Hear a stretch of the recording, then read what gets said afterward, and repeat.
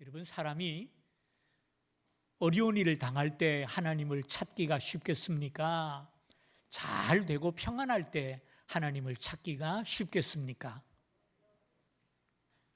좋은 일이 있으면 잘 신앙생활 할 것 같죠? 아니에요. 어려울 때 하나님을 찾더라고요. 미국 격언에 이런 말이 있어요. 전투 중인 참호 속에서는 무신론자가 없다. 총알이 빗발치는 그 참호 속에서 하나님을 찾지 않을 수가 없다라는 사실이죠. 사람은 평안한 중에 오히려 하나님을 찾기가 더 어렵습니다. 지난주 설교하면서 욥의 신앙을 굉장히 칭찬했는데요, 칭찬한 이유가 그거예요. 욥은 평안한 삶을 살았어요. 하나님 앞에 복도 많이 받고요, 은혜도 많이 누렸고요, 물질에 풍성하였어요. 그런데 욥은 그 물질의 마음을 빼앗기지 않았어요. 자신의 경건을 늘 돌아보고 심지어는 자식들의 성결까지 돌아보는 믿음의 본을 우리에게 보여주었어요. 그래서 욥의 신앙을 본받읍시다라고 제가 말씀을 드렸습니다. 욥이 평안할 때 그는 하나님을 잊지 않고 경배했어요. 그렇다면 반대 경우는 어떨까요? 욥이 받아서 누리던 모든 것을 다 잃어버리게 될 때, 빼앗기게 될 때 욥은 어떻게 하나님 앞에 대면을 했을까라는 것입니다. 오늘 본문에 보면 욥은 가진 것 모든 것을 하루아침에 다 잃어버립니다. 13절에서 19절까지 내용인데요, 제가 이야기를 들려드리죠. 어느 날 욥이 집에 앉아서 쉬고 있는데 저 멀리서 한 종이 막 땀을 뻘뻘 흘리면서 달려옵니다. 그래서 저 친구가 왜 저렇게 급하게 오나 기다렸더니 와서 주인님 큰일 났습니다 라는 거예요. 뭔데 그러냐, 천천히 얘기해라 그랬더니 제가 다른 종들과 함께 들에서 주인님의 소떼와 나귀떼를 돌보고 있는데 갑자기 스바 사람들이 닥쳐와 가지고 모든 것을 다 빼앗아 갔습니다. 종들을 막 죽이고 양과 소와 그 나귀를 다 빼앗아 갔는데 나만 겨우 목숨을 건져 가지고 주인님께 알려드리려고 달려왔습니다 그러는 거예요. 소가 몇 마리라 그랬죠? 기억하세요? 1000결이 500결이니까 몇 마리입니까? 1000마리잖아요, 그죠? 그거 다 잃어버린 거예요. 나귀도. 이게 무슨 일인가 너무 깜짝 놀라서 어쩔 줄 몰라 하는데 종이 또 하나 뛰어오는 거예요. 뭐 얼굴이 땀이 나고 난리가 나서 옷이 찢어지고 왜 그러냐 그랬더니 이 친구가 와서는 얘기가 주인님 큰일 났습니다. 저와 다른 종들이 들에서 양떼를 돌보고 있는데 양은 몇 마리죠? 3000마리죠. 예, 숙제를 내줄 걸 그랬다 다음부터. 예? 돌보고 있는데 이번에는 하늘에서 불이 떨어져 가지고 그 3000마리와 돌보던 종들을 다 태워 주겠다는 거예요. 나만 겨우 살아서 주인님에게 알려드리려고 달려왔습니다. 이건 좀 다른 이야기입니다. 도둑들이 와서 빼앗아 간 거는 뭐 어쩔 수 없다 하겠지만 하늘에서 불이 내려왔다면 이거 누가 한 겁니까? 하나님이 했잖아요. 아니 이럴 수가 있나? 내가 그렇게 하나님 앞에 악하게 산 것도 아닌데 어떻게 이런 재앙을 주시나? 너무나 낙담이 됐을 줄 알아요. 그런데 또 한 종이 뛰쳐 들어오는 거예요. 너는 또 왜 왔냐 그랬더니 하는 얘기가 우리가 주인님의 낙타떼를 돌보고 있는데 이번에는 갈대아 사람들이 쫓아와가지고 그 모든 것을 다 뺏어가고 종들을 죽이고 나만 살아서 지금 여기 달려와서 보고합니다 라고 이야기를 하는 거예요.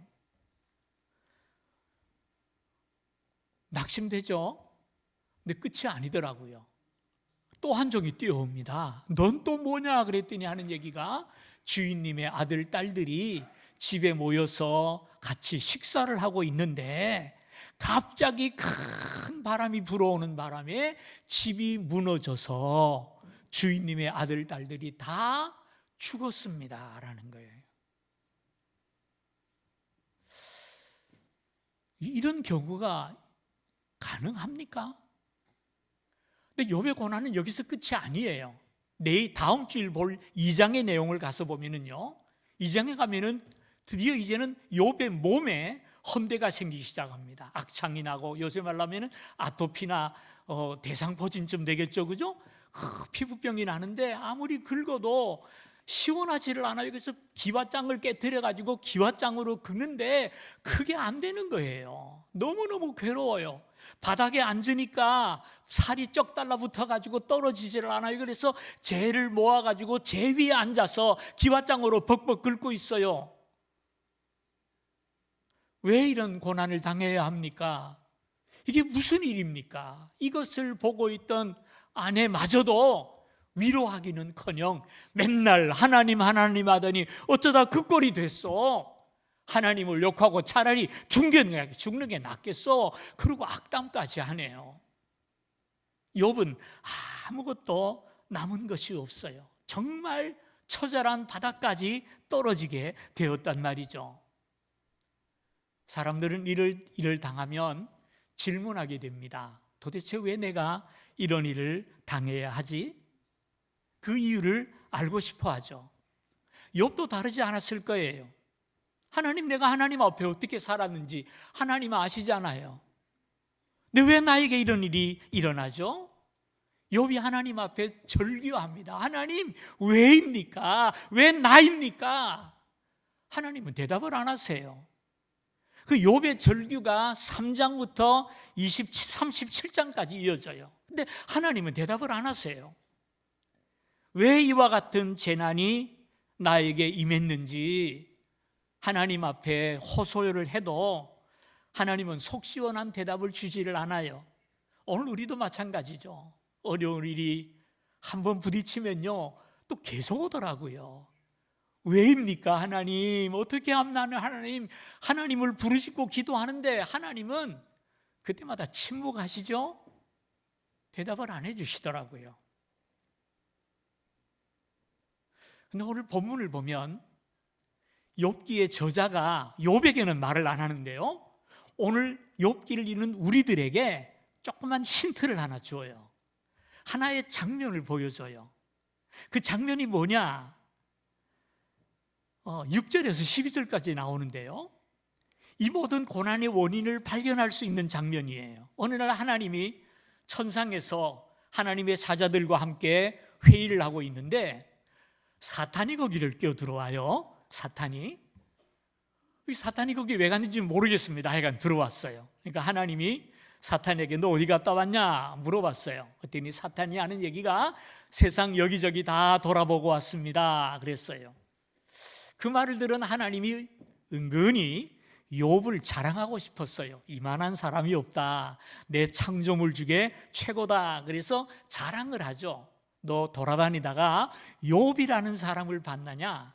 그만큼 정직하고 순전하고 악에서 떠나고 나를 경외하는 사람이 세상에 없다. 욥을 좀 봤냐? 그랬더니 사탄이 하는 말이 봤죠. 정말 열심히 신앙생활 하대요.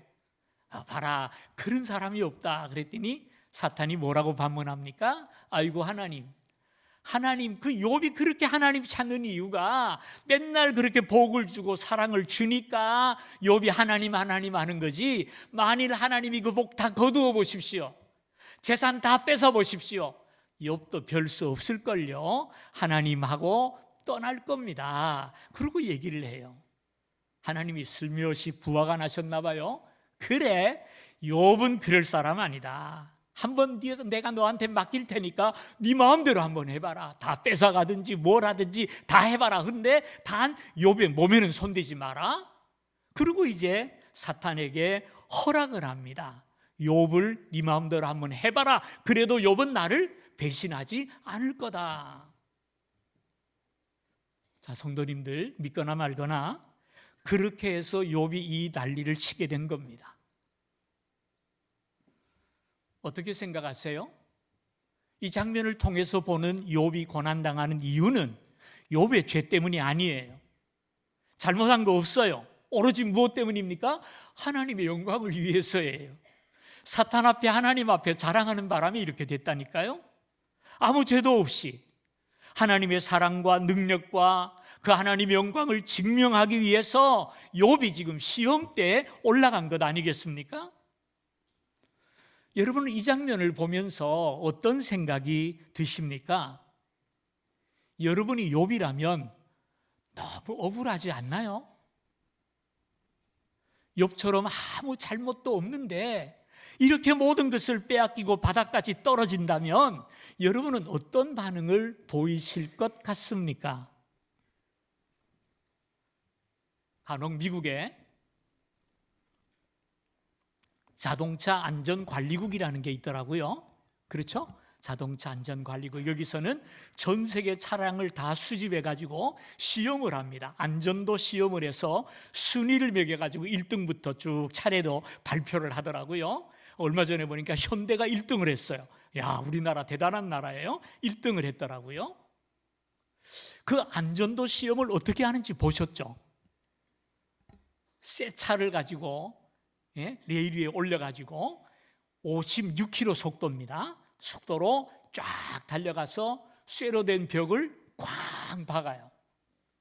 그러면 차가 앞이 완전히 부서져 버려요. 그걸로 끝이 아니에요. 이번에는 뒤에서 와서 또 박아요. 그리고 또 다음에는 오른쪽에서 봐서 박고, 그 다음엔 조수석을 또 박고, 이렇게 해서 차를 완전히 망가뜨려 버리더라고요. 그러면서 이 와중에 승객들이 타고 있는 그 승객석과 운전석이 얼마나 보존되고 있는가, 그것을 가지고 안전도를 측정합니다. 저는 그걸 이렇게 볼 때마다 그런 생각이 들어요. 아니, 저 차가 무슨 죄가 있어서 나오자마자 굴러보지도 못하고 박살이 나야 하는가? 왜 그 꼴을 당해야 합니까? 자동차 회사의 영광을 위해서입니까? 자동차 회사에 돈 벌어주려고 그러는 겁니까? 그렇겠죠, 그죠? 욥과 비슷한 것 같아요. 다 좋아요. 그런데 왜 하필이면 나죠? 왜 그 차여야 합니까? 왜 욥이어야 합니까? 왜 나여야 합니까?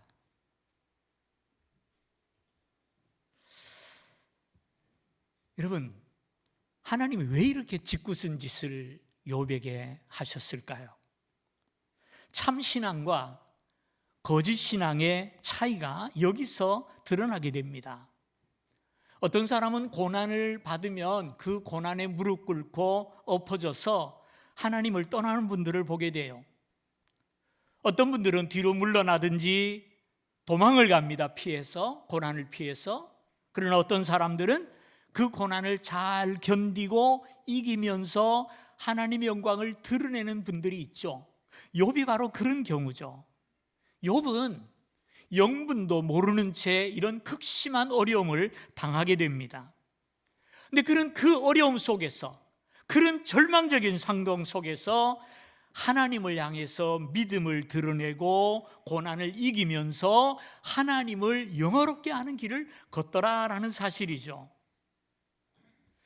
이것은 욥만이 아니고요, 모든 그리스도인들이 그래야 합니다. 로마 시대의 초대 교회가 로마로부터 극심한 핍박을 받았습니다.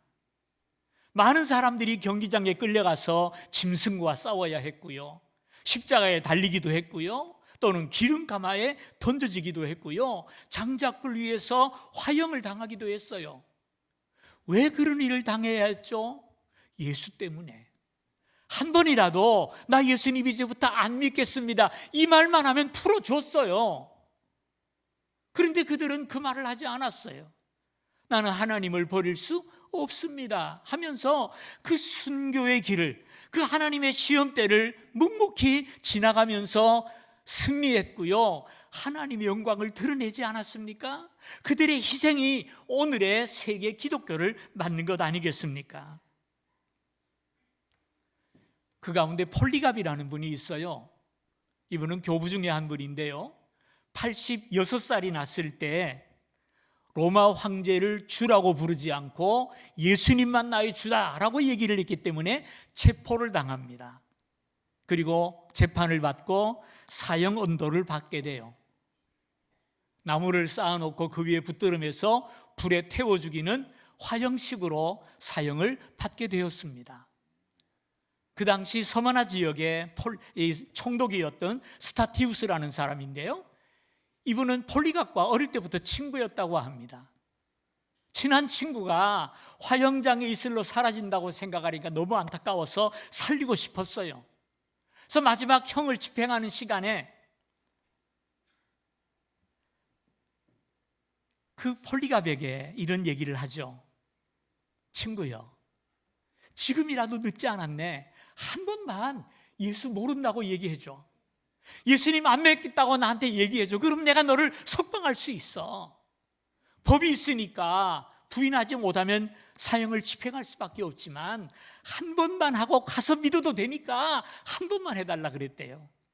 그때 폴리갑이 이런 얘기를 합니다. 나는 평생 주님의 종이었고 우리 주님은 한 번도 나를 모른다 하지 않으셨는데 내가 어찌 나를 구원해 주신 우리 주님을 모른다고 할 수가 있겠는가 하면서 형장의 이슬로 사라졌다는 것입니다. 여러분, 욥과 또 초대교회 성도들, 이 폴리갑 같은 분들, 어떻게 고난 앞에서, 어떻게 죽음 앞에서 이런 고백을 할 수 있었을까요? 욥은 그 마지막 순간에, 모든 것을 잃어버린 순간에 어떻게 하나님을 찬양할 수 있었을까요?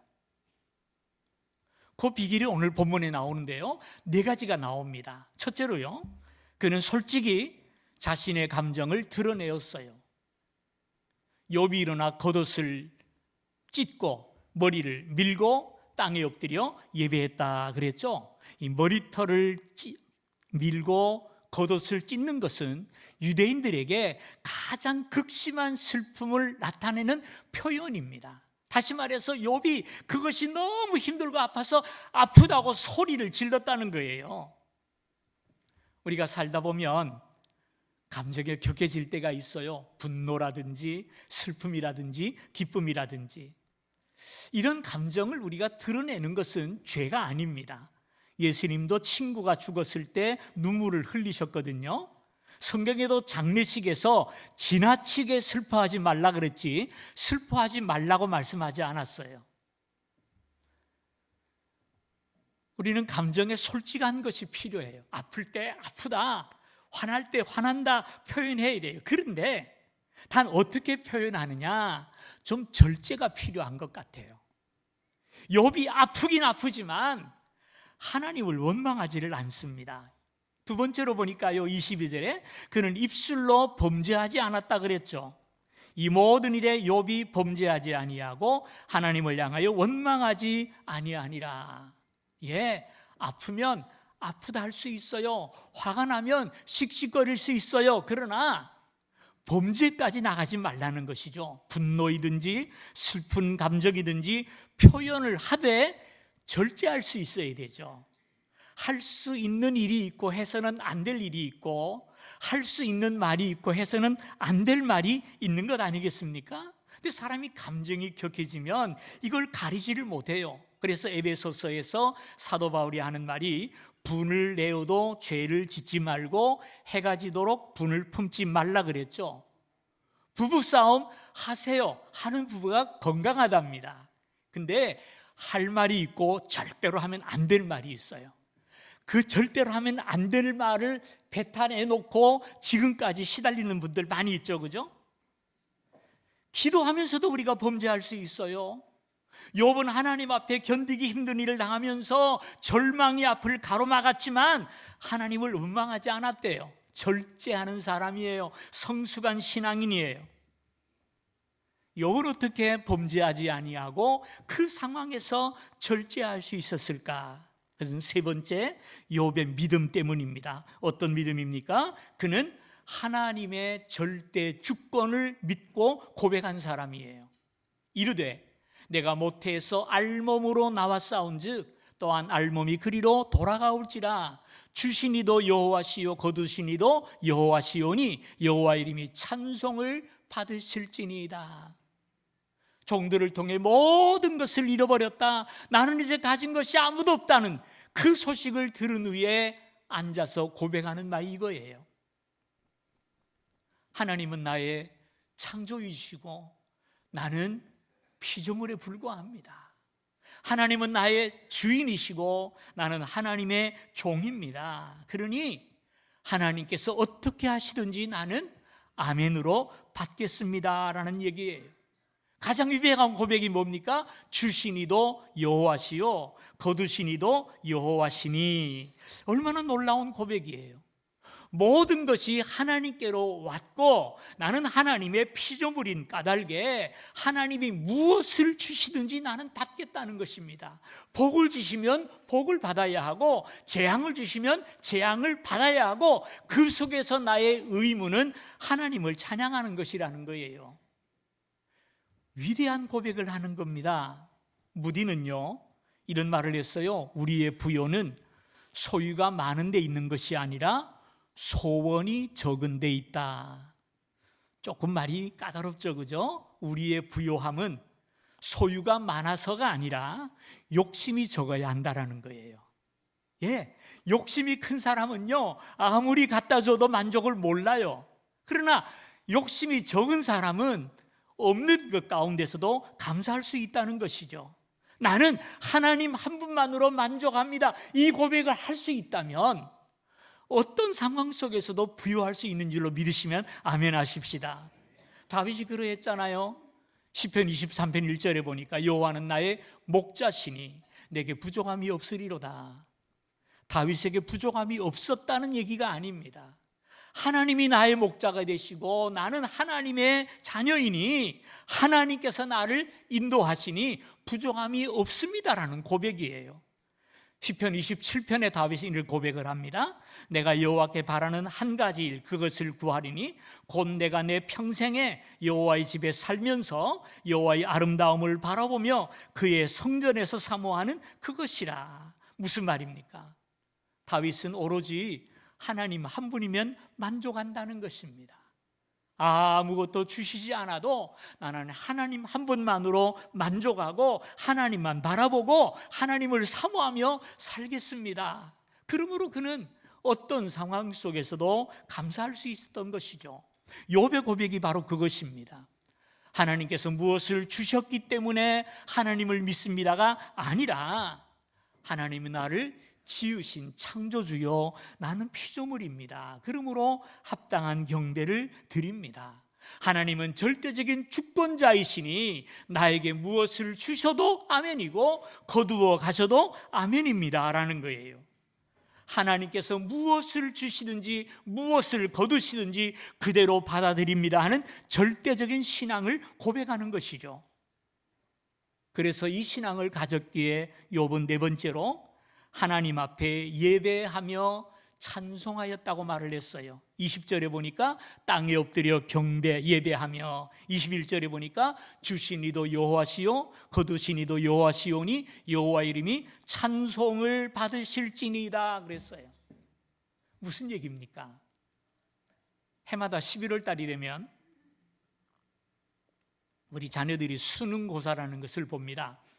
아마 다 경험을 하셨고 또 하실 거라고 생각을 합니다. 아들을 시험장에 보내놓고 집에서 설거지라고 다 정돈한 다음에 엄마가 집에서 뭐 하겠습니까? 이 녀석 시험 잘 보고 있을까? 혹시 너무 긴장해가지고 줄 바꾸지 않을까? 염려가 되죠. 이놈이 시험 보다가 말고 망쳤다고 울면서 돌아오면 어떡하나, 그 생각하고 마음이 쿵 내려앉아요. 예?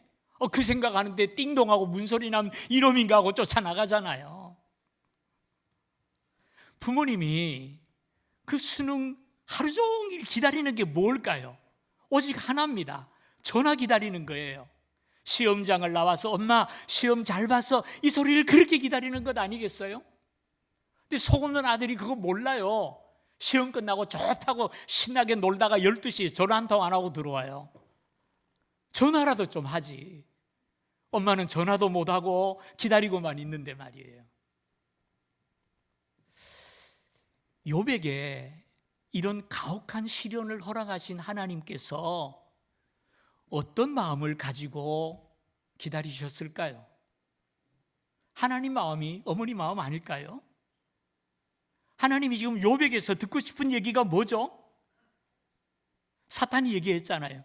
하나님이 욥에게 복을 주니까 걔가 하나님 하지. 그 복을 다 걷어보세요. 그러면 걔도 하나님 떠날걸요? 사탄에게 들은 말이 머리에 왱왱 울립니다. 아이고, 욥이 얼마나 힘들까. 하나님 마음이 얼마나 졸이겠어요. 혹시라도 나를 욕하면 어떡하지? 내가 너무 심한 시험을 준 게 아닐까? 아니야, 이겨낼 거야. 하나님도 아마 심경이 복잡하셨을 거예요. 근데 마침내 들려온 소식이 뭔지 압니까? 욥이 엎드려 하나님을 예배하고요, 하나님을 찬양했대요.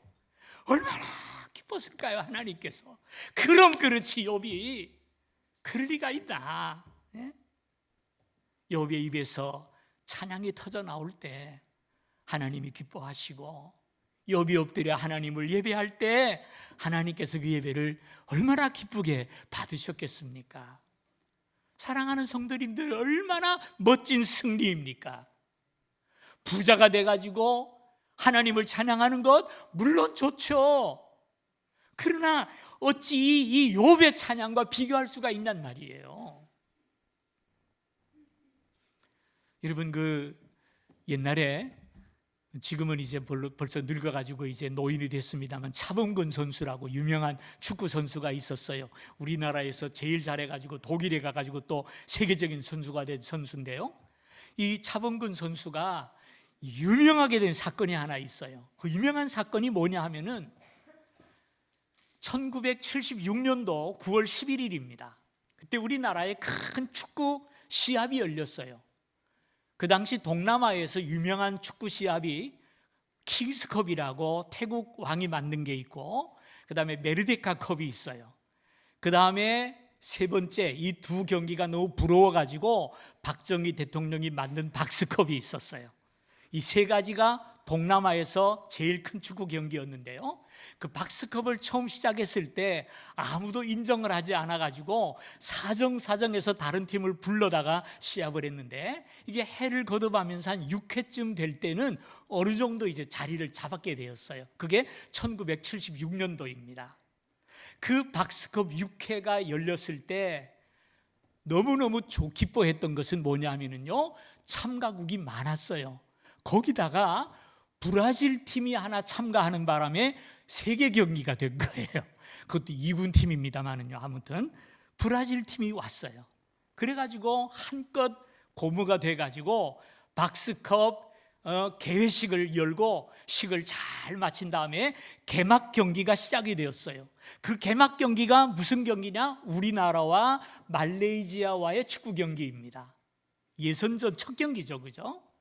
그 개막식에 참석했던 모든 사람들이 대한민국이 이길 것을 기대하고 열심히 응원을 합니다. 드디어 호루라기가 울리고 경기가 시작되었어요.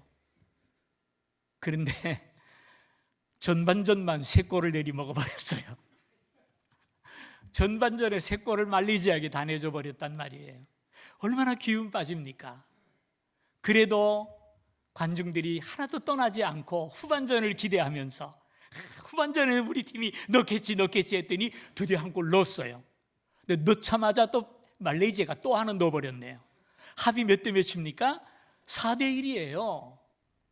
그리고 그렇게 목이 터져라 외치고 응원하고 소리를 지르는데 골이 안 터지는 겁니다. 골이. 경기는 시간이 흘러서 드디어 7분 남았어요. 7분 남았어요. 그 순간에 그때 이제 차범근 선수가 기운을 내는 겁니다. 그래서 38분에, 후반전 38분에 차범근 선수가 한 골을 넣었어요. 그리고 몇 분 지난 뒤에 42분에 차범근 선수가 또 한 골을 넣고요, 1분 후에 43분에 차범근 선수가 또 한 골을 넣었어요. 혼자 3골을 내리 넣었어요. 몇 분 동안에? 7분 동안에. 여러분, 그 경기 분위기가 어땠을 것 같아요? 열광의 도가니죠, 그죠? 열광의 도가니죠. 그렇게 애타게 기다리던 골이 3골이 한 번에 터져가지고 그 경기가 무승부가 되는 바람에 예선을 통과할 수가 있었어요. 그리고 나중에는 브라질과 비겨가지고 공동 우승을 하게 됐어요. 그때부터 차범근 선수가 유명해진 거예요. 그 마지막 세 골이 연달아 들어갈 때 관중들이 가졌던 그 기쁨의 환호, 이게 욥의 승리예요. 이게 하나님의 환호란 말이에요. 얼마나 기뻤을까요? 사랑하는 성도님들, 이런 승리를 하나님 앞에 안겨드리는 성도가 되기를 주님의 이름으로 축원을 드립니다. 여러분 가운데 고난 중에 계신 분이 있습니까? 질병의 고통으로 신음하십니까? 아프면 아프다고 소리 지르세요. 힘들려면 힘들다고 하나님 앞에 외치세요. 하나님은 듣고 계시고요, 하나님 우리를 응원하시고 우리를 도와주실 것입니다. 그러나 거기서 그치지 마시고 한 걸음 더 나가십시다. 하나님을 끝까지 신뢰하고 결국에는 하나님을 찬양하며 예배하는 자리로 나아가시기를 바랍니다. 그때 하나님은 영광을 받으시고요, 그때 우리는 하나님 앞에 본분을 다하는 것이고요, 그때 하나님은 우리에게 놀라운 은혜를 넘치도록 부어주실 줄 믿습니다. 저는 이 말씀을 준비하면서 하나님은 어떤 찬송을 가장 기뻐하실까라고 생각을 해보았어요. 물론 감사한 가운데 좋은 일이 있어서 하나님 감사합니다 하고 감사할 때 하나님 기뻐하시고 그 찬양 기뻐 받으실 거예요. 또는 마음에 간절한 소원을 담고 하나님 앞에 예배하며 찬송하며 기도할 때 하나님은 우리의 소원을 들으시고 응답 주시고 기뻐하실 거예요. 그러나 그 어떤 찬양보다도 하나님께서 가장 기뻐하시는 찬양이 있다면 저는 욥과 같은 찬양이라고 생각해요. 모든 것을 다 잃어버리고 모든 것을 빼앗긴 그 상황 속에서도 하나님의 절대 주권을 인정하고 찬양하는 것이고 나의 주인이신 하나님이 하신 일을 노래하는 것입니다. 욥처럼 주신 분도 하나님이시고 거두신 분도 하나님이시니 저는 하나님이 이끄시는 대로 가겠습니다. 내가 있는 그 삶의 자리에서 하나님을 찬양하겠습니다 하고 하나님을 높일 때 주님께서 우리를 기뻐하시고 더 큰 사랑을 내려주실 줄 믿습니다. 주신 분도 하나님이시고 거두신 분이 하나님이시오니 주시든 거두시든 저는 주님을 사랑하고 주님을 떠나지 않겠습니다. 예배하며 찬양할 때 하나님은 가장 기뻐하실 줄로 믿습니다. 이런 찬양을 우리 모두가 드릴 수 있는 성도가 되기를 주님의 이름으로 축원합니다. 기도하겠습니다. 아버지 하나님 감사합니다. 주님을 찬양하기를 원합니다. 기뻐도 슬퍼도 가져도 빼앗겨도 어떤 상황에도 우리를 지으시고 우리를 구원하시고 영원한 나라를 인도하실 그 하나님을 기억하며 감사할 수 있는 저희들 되게 하여 주옵소서. 믿음의 시험대에서 주저앉지 않게 하시고 이기고 승리함으로 하나님의 이름을 높이고 주를 찬양하는 성도가 되기를 원합니다. 우리를 붙들어 주옵소서. 보다 성숙한 신앙, 보다 흔들리지 않는 신앙, 하나님을 절대로 신뢰할 수 있는 그런 믿음을 허락하여 주옵시사. 이 1년 동안 살아갈 때 어떤 상황 속에서 놀라지 않게 하시고 두려워하지 않게 하시고 하나님과 더불어 승리하며 하나님의 찬양이 될 수 있는 놀라운 주의 종들이 되게 하여 주옵소서. 예수님의 이름으로 기도하옵나이다. 아멘.